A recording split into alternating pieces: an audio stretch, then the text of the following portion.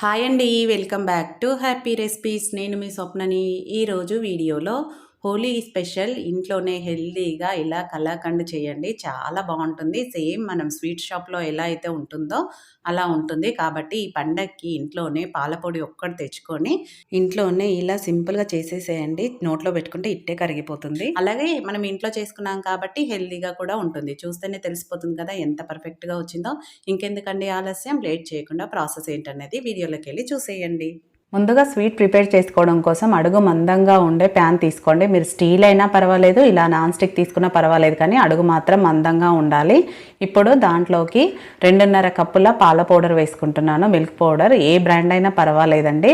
2.5 కప్పుల milk powder వేసుకోవాలి. చూడండి, ఏదైనా ఒక కప్పుతో కరెక్ట్గా మెజర్ చేసుకోండి. దాంతోనే మిగతావన్నీ కూడా వేసుకోవాలి.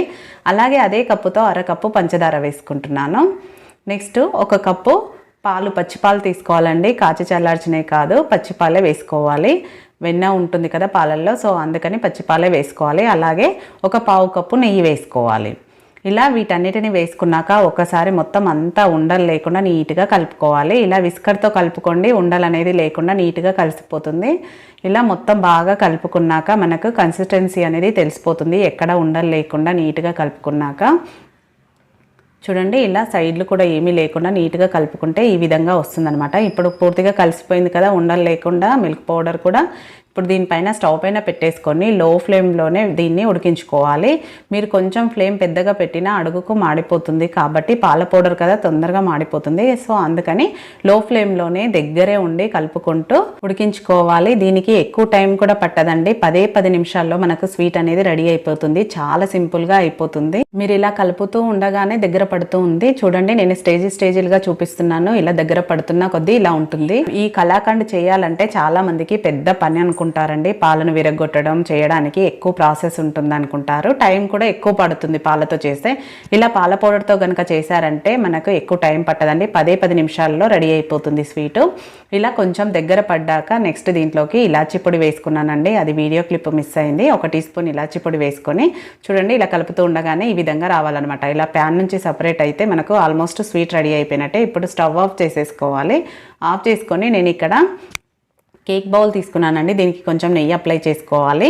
మీరు కావాలంటే స్టీల్ అయినా లేదంటే గాజు బౌల్ అయినా తీసుకోవచ్చు. ఇప్పుడు దీనిపైన ఈవెన్గా స్ప్రెడ్ చేసుకోవాలి.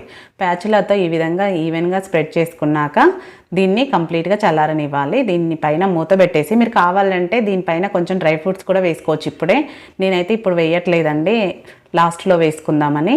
చూడండి, ఒక 1 అవర్ పాటు పక్కన పెట్టేసుకుంటే కంప్లీట్గా చల్లారిపోయింది కదా.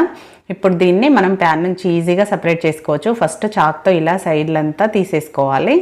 మనం కేక్ని ఎలా అయితే చేస్తామో అలా డిమోల్ చేసుకోవాలి. ఈ విధంగా ప్లేట్ పెట్టి ఉల్టా చేసుకుంటే ఈజీగా ఊడొచ్చేస్తుందండి. మనకు అసలు ఆల్రెడీ నెయ్యి అప్లై చేసుకున్నాం కాబట్టి చాలా సింపుల్గా ఊడొచ్చేస్తుంది.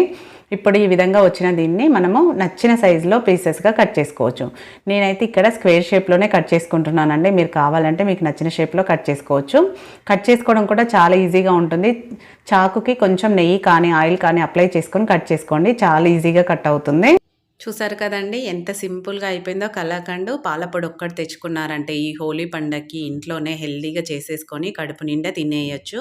ఇంట్లో చేసుకుంది అంటే 1కి 2 ఎక్స్ట్రానే తినేయొచ్చండి. చాలా బాగుంటుంది.